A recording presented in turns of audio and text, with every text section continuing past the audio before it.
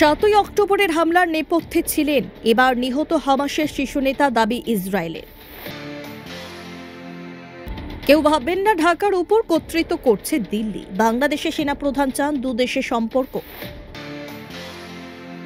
Vote পরে আগে হাসিনার দলের বিচার চাই। ইউনূস সরকারকে 4 দফা দাবি বাংলাদেশের ছাত্র নেতৃত্বের। কেউ পারবে না আমাদের রুখতে, তাইওয়ান দখল করার হুঙ্কার দিয়েই বছর শুরু করলেন শি জিনপিং। হামাস হিজবুল্লাহর পরে এবার হুথিদের বিরুদ্ধে সেনা অভিযানে বার্তা দিল ইসরায়েল সরকার। বর্ষবরণের রাতে হোটেলে ডেকে মা এবং 4 বোনকে খুন করলেন আগ্রার যুবক। পুলিশের কাছে ধরা দিলেন নিজেই। রাসায়নিক কারখানা থেকে গ্যাস লিক, বর্ষবরণের রাতে আতঙ্ক। জয়পুরের স্মৃতি ফিরল ভোপালে। 20 বছর আগে স্ত্রীকে খুন। গুজরাটে কোভিডের টিকা নথি ঘেটে প্রৌঢ়ের সন্ধান পেল পুলিশ।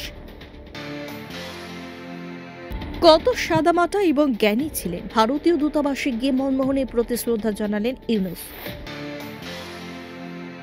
অস্ত্র ভরাচ্ছে সিন্ধু। পিনাকা থেকে ব্রক্ষস। 10 বছরে ভারতীয় হাতিয়ারে বিক্রি বেড়েছে 10 গুণ। বিজেপির টাকা নিয়েছেন দিল্লির মুখ্যমন্ত্রী আতিশির বিরুদ্ধে মামলা প্রাক্তন মুখ্যমন্ত্রী শিলার পুত্রের। মহিলা যাত্রীদের দেখেও বাস না থামালে সাসপেন্ড হবেন চালকেরা। হুঁশিয়ারি দিল্লির মুখ্যমন্ত্রী আতিশির।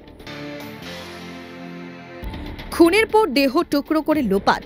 ইয়েমেনে ফাঁসির দণ্ডপ্রাপ্ত ভারতীয় নার্সের অপরাধের নেপথ্য কাহিনী।